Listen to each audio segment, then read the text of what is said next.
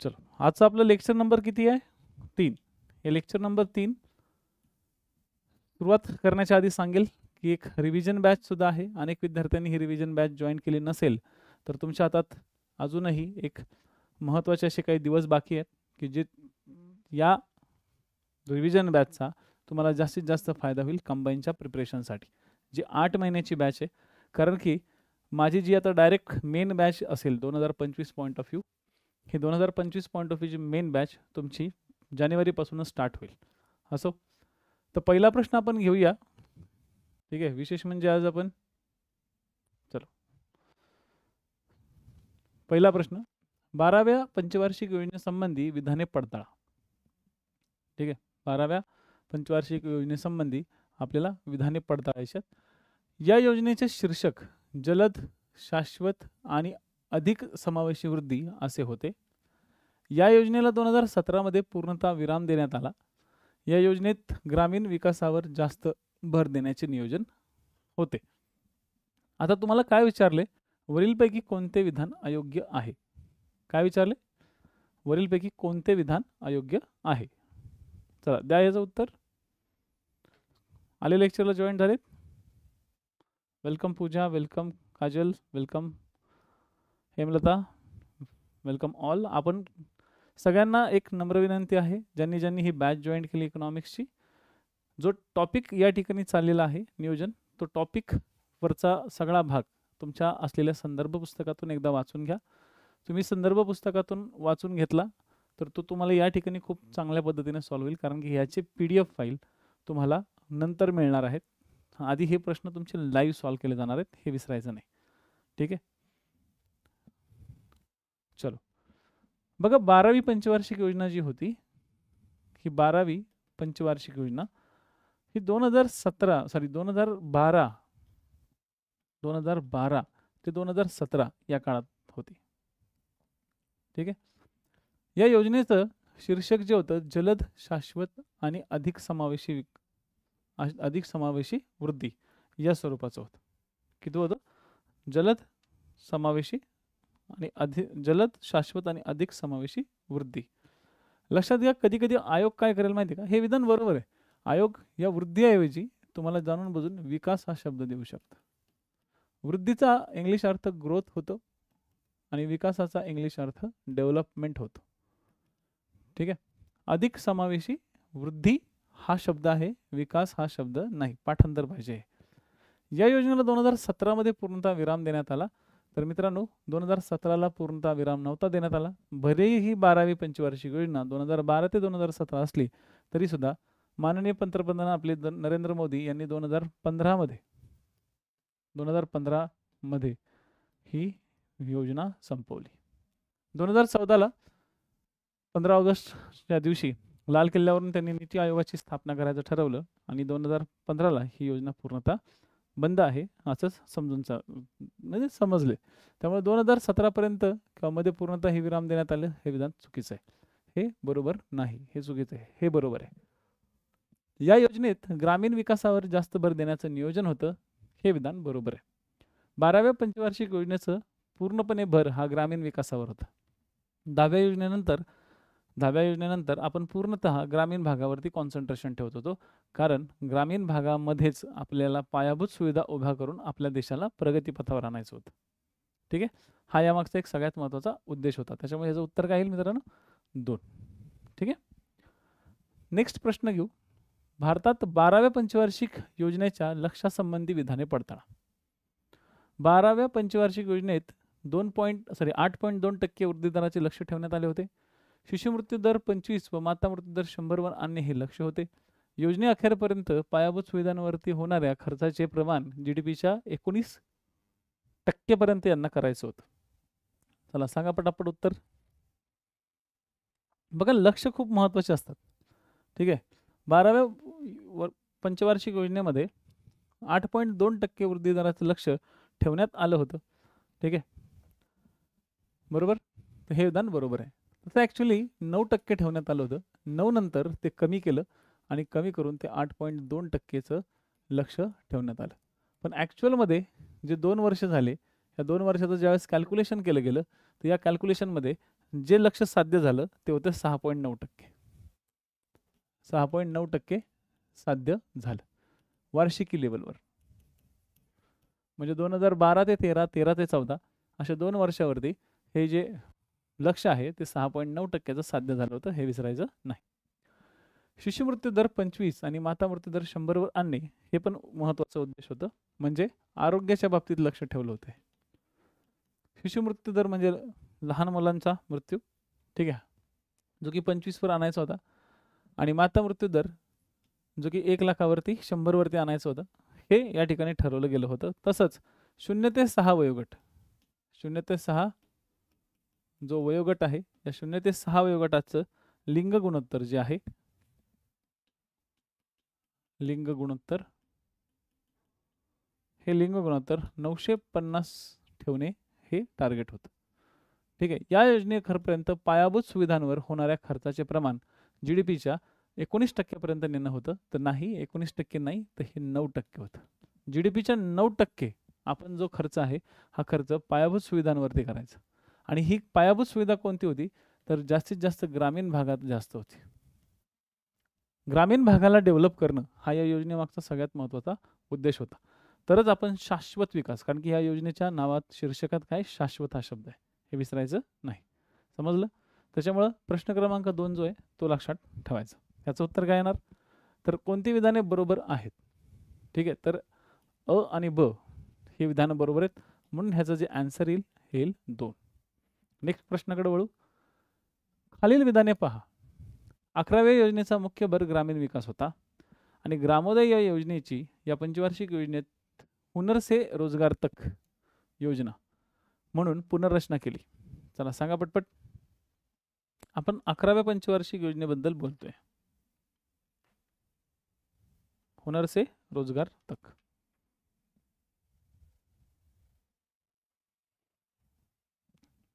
अकराव्या योजनेचा जो कार्यकाळ आहे, ठीक आहे, इथं बाजूलाच लिहितो ना, सिंपल. 11व्या योजनेचा जो कार्यकाळ आहे तो 2007 ते 2012 होता.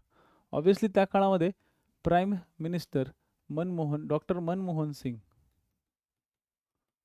हे ते त्यावेळेस अध्यक्ष होते. आणि या काळामध्ये 2009ला इलेक्शनद्वारे ते पुन्हा एकदा निवडून आले होते. या योजनेच्या काळामध्ये मुख्य जो भर होता, हा मुख्य भर पूर्णपणे कशावर ठेवला होता, तर मुख्य भर हा पूर्णपणे ग्रामीण विकासावर ठेवण्यात आला होता. त्याच्यामुळं हे विधान जे आहे, मुख्य भर दिला होता ग्रामीण विकास. याच्यावरती सुद्धा ग्रामीण विकास, ओके, याच्यावरती सुद्धा ग्रामीण विकास हाच एक मुख्य भर होता. ठीक आहे. याचं जे लक्ष ठरवलं गेलं होतं, ते लक्ष जवळपास 9%च्या आसपास ठरवलं गेलं होतं. पण साध्य जे झालं होतं, ते झालं होतं 7.9. आत्तापर्यंत सर्वात जास्त आपण साध्य केलेलं हे लक्ष होतं, सर्वात जास्त. म्हणजे आतापर्यंत भारताच्या नियोजनाच्या इतिहासामध्ये आपण सर्वात जास्त GDP हा आपला 7.9च्या आसपास होता, जो की एकदम हाय लेवलचा होता. ही ग्रोथ सगळ्यात इम्पॉर्टंट होती. ठीक आहे, 11वी पंचवार्षिक योजनेतली. असो, आता ग्रामोदय नावाची जी योजना होती, त्या योजनेबद्दल थोडंसं आपण नीट समजून घेऊ. बघा, ग्रामोदय नावाची जी योजना होती ना, आता बघा 11व्या पंचवार्षिक योजनेमध्ये ग्रामीण विकास हा मुख्य भर होता, बरोबर. तर ग्रामोदय नावाची जी योजना होती, ही योजना या योजनेच्या काळात सुरू नव्हती केली. तर लक्षात घ्या, ग्रामोदय नावाची जी योजना होती, ही योजना, ठीक आहे, ही योजना 1985च्या काळातली होती, जी 7व्या पंचवार्षिक योजनेमध्ये 7th प्लॅनमध्ये ठरवली होती. या योजनेमध्ये काय होतं, या योजनेमध्ये ग्रामीण भागातील मुलांना, म्हणजे सुशिक्षित बेरोजगार, जे सुशिक्षित बेरोजगार होते, यांना स्वयंरोजगाराकडे वळवणे.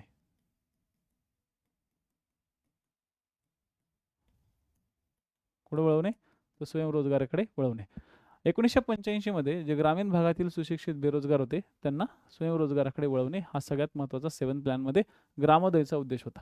ग्रामोदयला 11व्या पंचवार्षिक योजनेत चेंज केलं. ओके, बरोबर आहे, चेंज केले. पण हुनर से रोजगार तक ह्या योजनेत नव्हतं चेंज केलं, तर ते चेंज केलं होतं self employment scheme for, okay change केलं, पण कशात चेंज केलं तो लय महत्वाचा मुद्दा आहे. तर self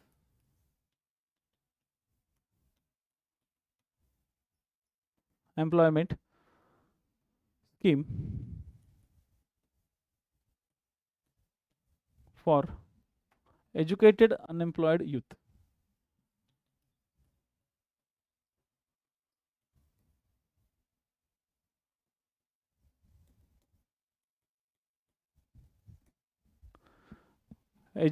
okay educated unemployed youth या योजनेमध्येही काय केली होती, चेंज केली होती.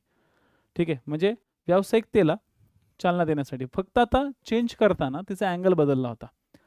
सुरुवातीला ग्रामोदय योजना फक्त ग्रामीण भागातील सुशिक्षित बेरोजगारांसाठी होती, परंतु ज्यावेळेस ती आता सेल्फ एम्प्लॉयड ओके स्कीम म्हणजे SESEUY ओके SE ठीक आहे SESEUY सेल्फ एम्प्लॉयमेंट स्कीम. ठीक आहे, सेल्फ एम्प्लॉयमेंट स्कीम त्यातला हा जो एस आहे, ठीक आहे,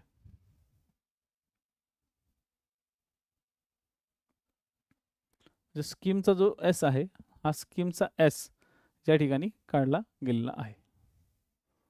ॲक्च्युअलमध्ये हा एस नाही आहे, तर SEEUY ओके COCUA नावाची एक विचित्रच प्रकारची एक योजना सुरू केली होती. आणि या योजनेमध्ये ग्रामीण आणि शहर या दोघांना टार्गेट केलं होतं. म्हणजे हे एज्युकेटेड अनएम्प्लॉयड यूथ जे आहेत हे आता नवीन योजनेमध्ये ग्रामीण प्लस शहर यांच्यासाठी होते. मी परत एकदा समजून सांगतो बघा. 11व्या योजनेचा मुख्य भर ग्रामीण विकास होता.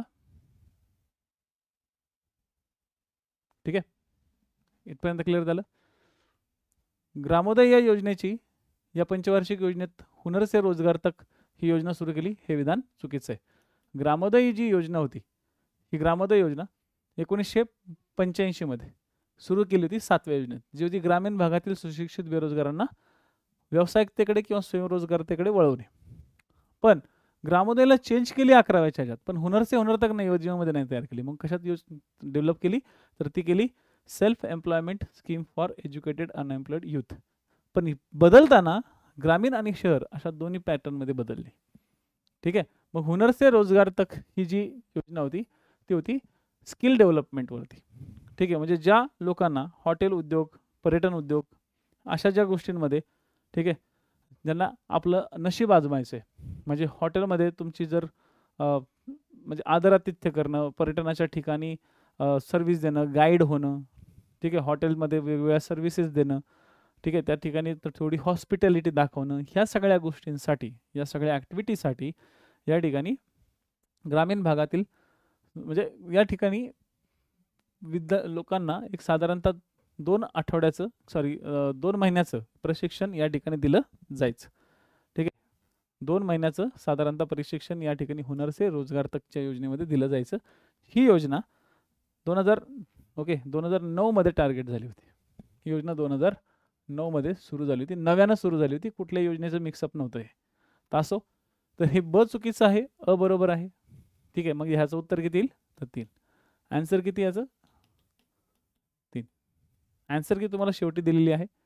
राजीव गांधी आवास योजना, इंदिरा गांधी आवास योजना तुम्ही कधी ऐकला असेल, तसंच एक राजीव गांधी आवास योजना खालीलपैकी कोणत्या पंचवार्षिक योजनेत सुरू करण्यात आली. राजीव गांधी आवास योजना खालीलपैकी कोणत्या पंचवार्षिक योजनेत सुरू करण्यात आली. तर ही जी राजीव गांधी आवास योजना आहे, सांगा चला पटापट. राजीव गांधी आवास योजना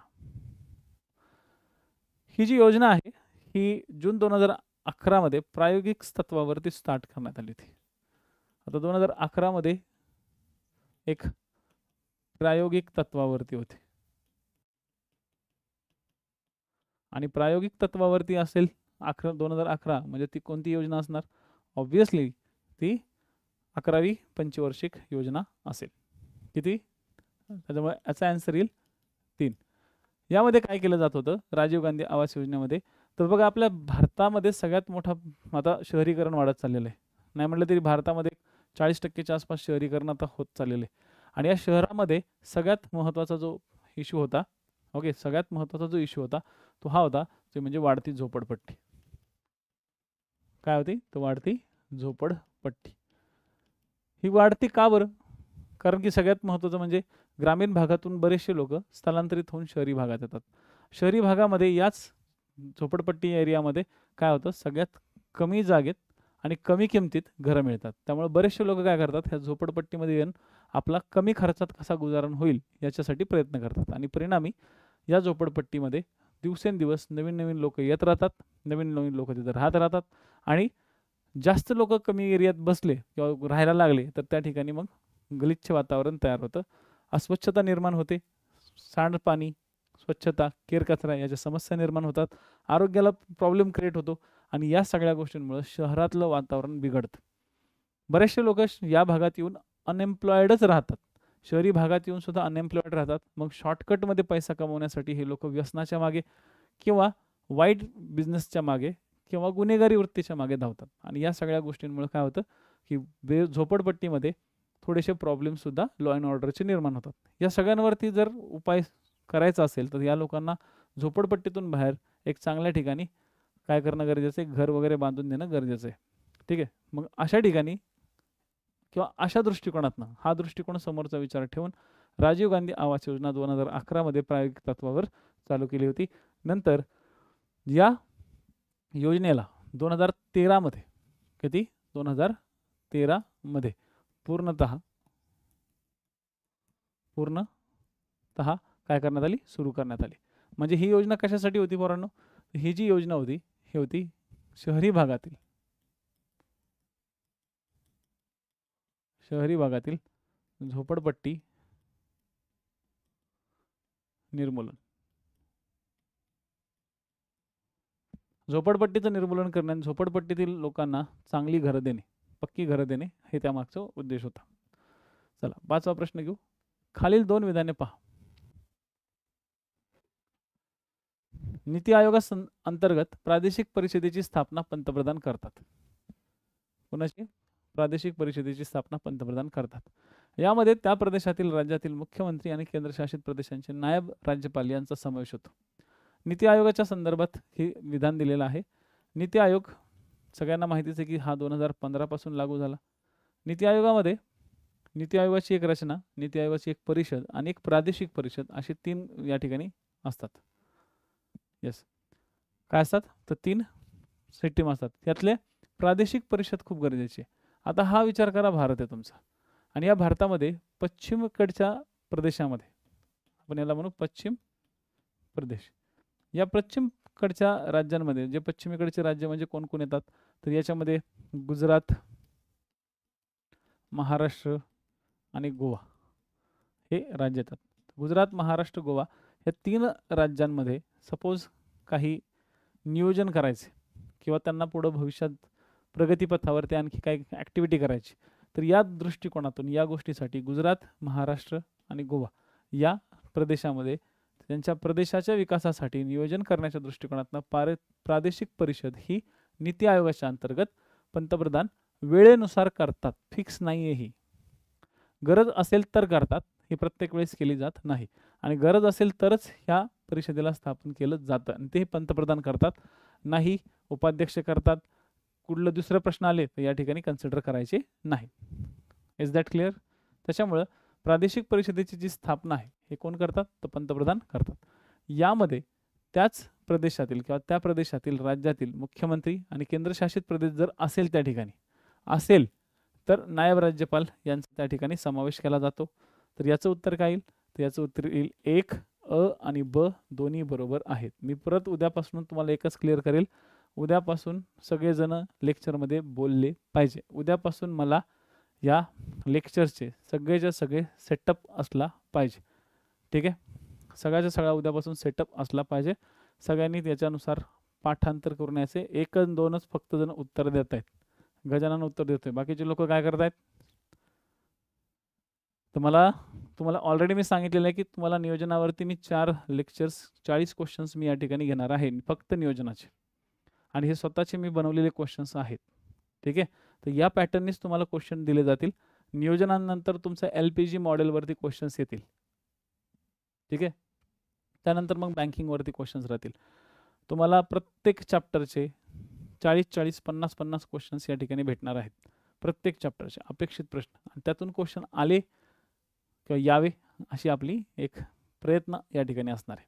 ठीक आहे, चलो प्रश्न. आता ह्याचं उत्तर तुम्हाला लक्षात आलं, सिंपल आहे. प्रश्न क्रमांक 6, खालीलपैकी कोणता किंवा कोणते कारखाने दुसऱ्या योजनेत सुरू झाले? दुसऱ्या योजनेत सुरू झाले. सेकंड योजना पंचवार्षिक.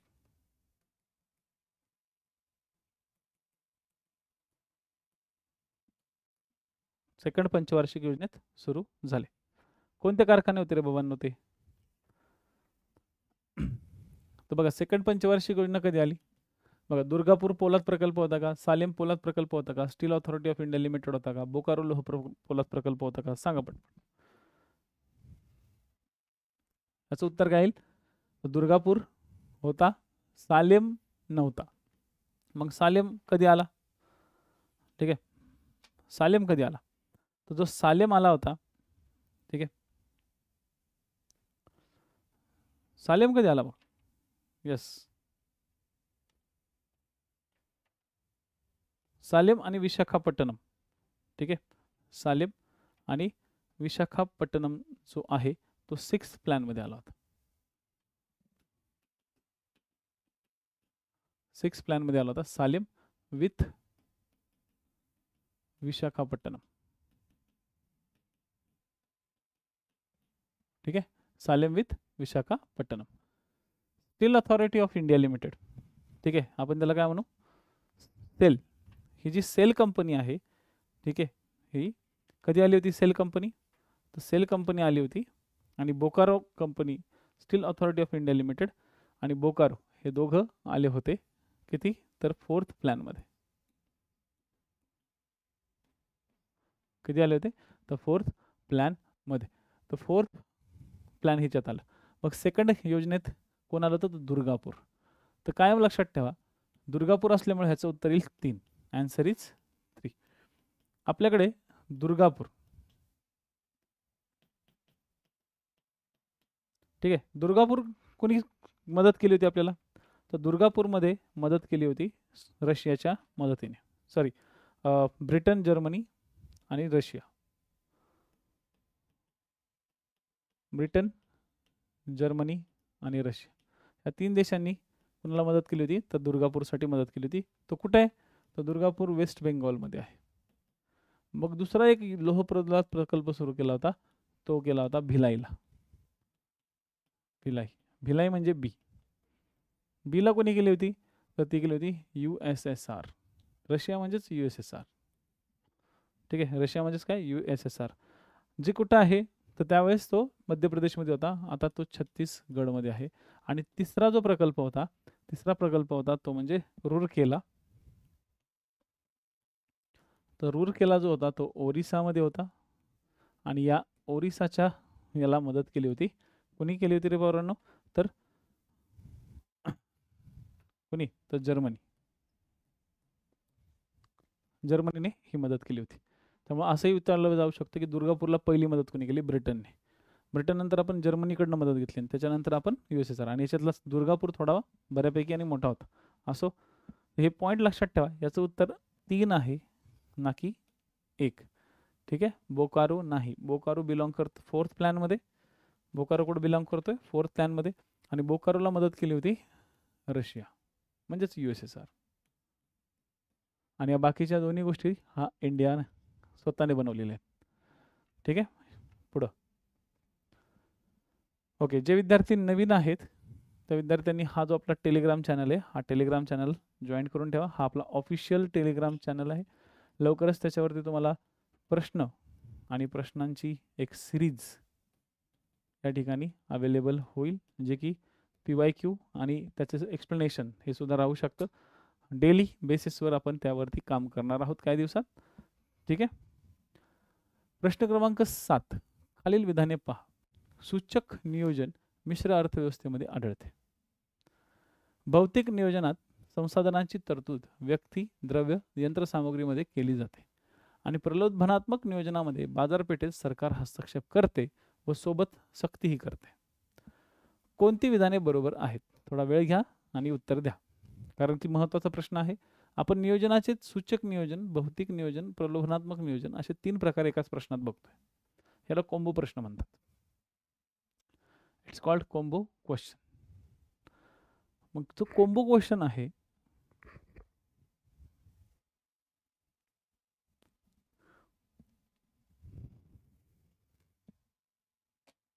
जो कॉम्बो क्वेश्चन आहे तो कॉम्बो क्वेश्चन्स या ठिकाणी समजून घ्या.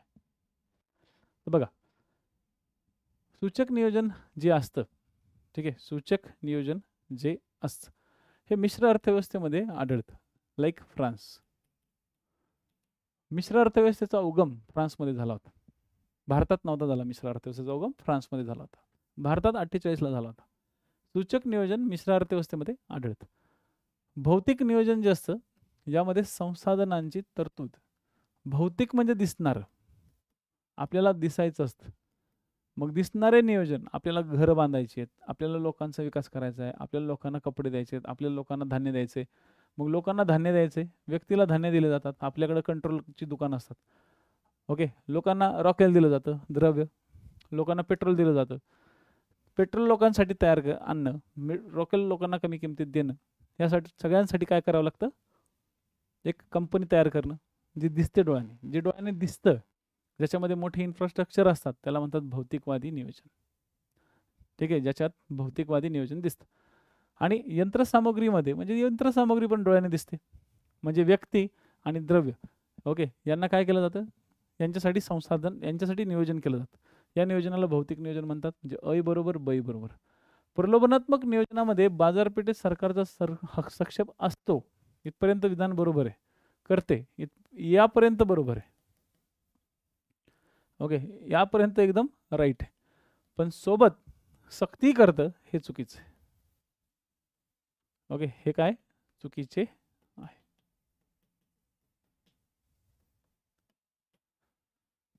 सोबत काय करतं? सक्तीही करतं. ओके, हा इम्पॉर्टंट पॉईंट. सोबत सक्तीही करतं हे खूप चुकीचं आहे. त्याच्यामुळे कोणते विधान बरोबर आहेत? तर या ठिकाणी, ठीक आहे, या ठिकाणी अ आणि ब हे विधान बरोबर आहे. अ आणि ब, म्हणून आन्सर इज 2. प्रश्न क्रमांक 8. नियोजन आयोगासंबंधी खालील विधाने पहा. नियोजन आयोग, जो नियोजन आयोग आहे हा एक केंद्रीय स्वरूपाचा आयोग होता, ज्यामध्ये राज्यांच्या प्रतिनिधींना स्थान नव्हते. पंचवार्षिक योजनांच्या अंतिम आराखड्याला मान्यता देणे हे या आयोगाचे महत्त्वाचे कार्य होते. या आयोगामध्ये सर्व कॅबिनेट दर्जाचे मंत्री सदस्य असायचे. वरीलपैकी कोणते विधान बरोबर नाही किंवा नाहीत ते सांगा. बोला.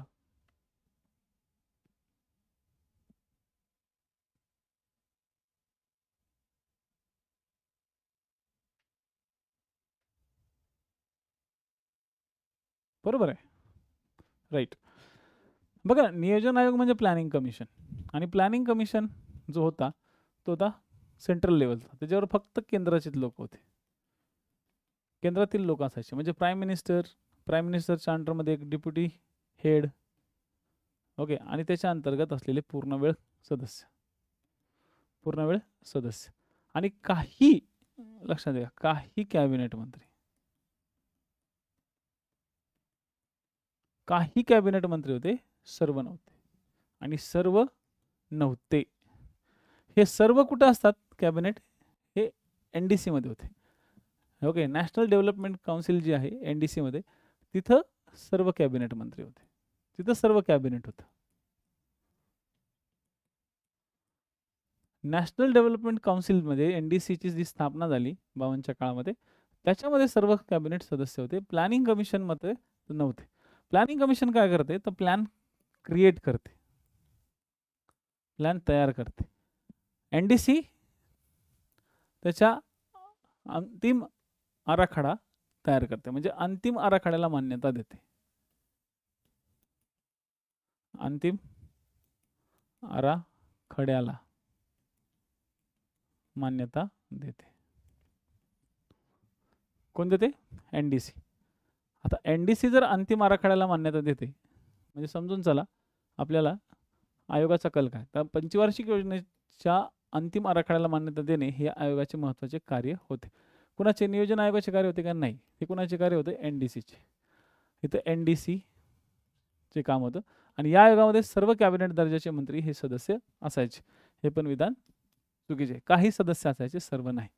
म्हणजे ब आणि क चुकीचं आहे. अ हा केंद्रीय स्वरूपाचा होता, कारण की त्याच्यामध्ये सगळं केंद्र लेवलवरचे लोक कामं करायचे. म्हणजे आता ह्याचं उत्तर काय? कोणते विधान बरोबर नाही? कोणते विधान बरोबर नाही आहे? तर ऑब्व्हियसली ब आणि क बरोबर नाही. मग उत्तर काय येईल ह्याचं? 2. Answer is 2. समजतंय? Then 9th question. खालील 2 विधाने पहा. भारताच्या अर्थव्यवस्थेला दुहेरी अर्थव्यवस्था म्हणतात आणि भारताच्या मिश्र अर्थव्यवस्थेत सार्वजनिक व खाजगी क्षेत्रांचाच समावेश होतो. चला सांगा पटपट.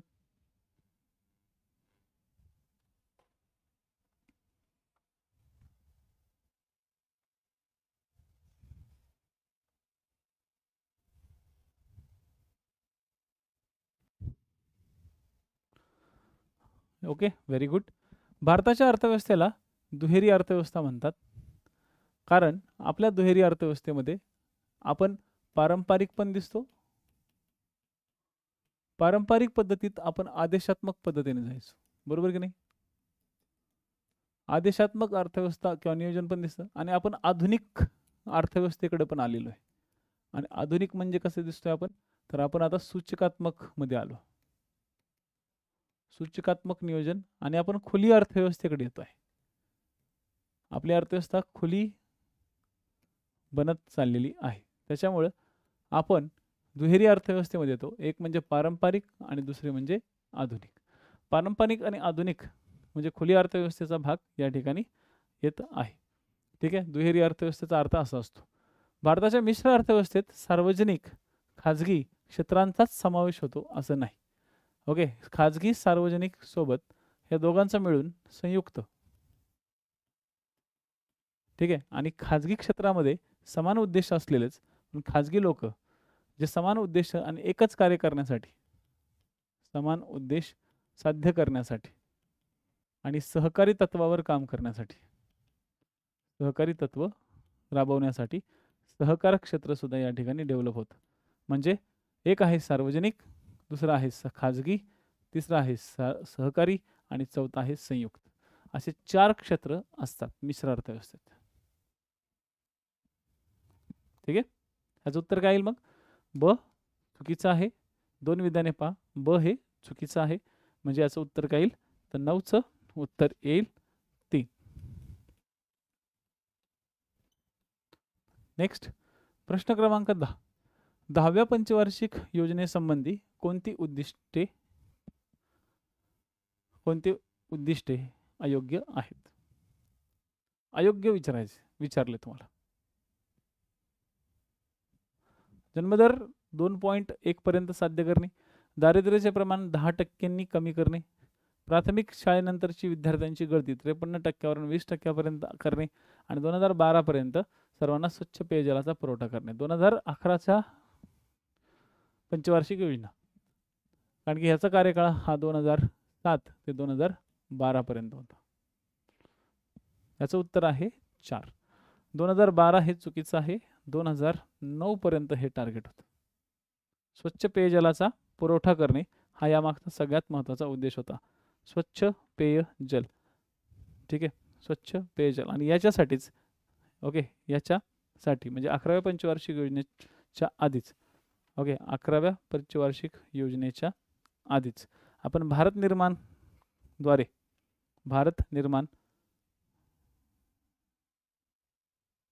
ठीक आहे, भारत निर्माण आणि 2002 मध्ये स्वजलधारा योजना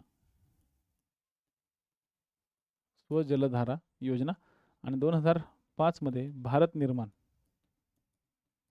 योजना, ह्या योजना केल्या होत्या आणि त्या सगळ्यांचं टार्गेट हेच होतं की 2009 पर्यंत सर्वांना स्वच्छ पेयजलाचा पुरवठा देणं. 2012 पर्यंत नाही रे पोट्टे. ठीक आहे, फसू नका अशा ठिकाणी. तर हे झालं तुमचं एक महत्त्वाचं लेक्चर. ह्याची उत्तरं तुम्हाला या ठिकाणी दिलेली आहेत. बाकीचे पण विषयांचे प्रश्न संग्राम चालू आहेत. ठीक आहे, तर त्याच्यासाठी तुम्हाला ओके, या ठिकाणी आमंत्रित नक्की करेल. काही दिवसानंतर तुमचं सिटिंग अरेंजमेंटमध्ये आपले लेक्चर्स सगळे होतील, म्हणजे जेणेकरून मलाही फिजिकल प्रॉब्लेम्स कुठले होणार नाहीत. तुमचे लेक्चर्स पटापट कवर होतील आणि त्याच्या लेक्चर्सच्या PDF पटापट तुम्हाला सबमिट केल्या जातील. तर काही दिवसानंतर आपले सिटिंग अरेंजमेंटची जी काही पद्धत असेल ते तुम्हाला लवकरात लवकर रिव्हील करून द्यायचा मी प्रयत्न करेल. डोंट वरी.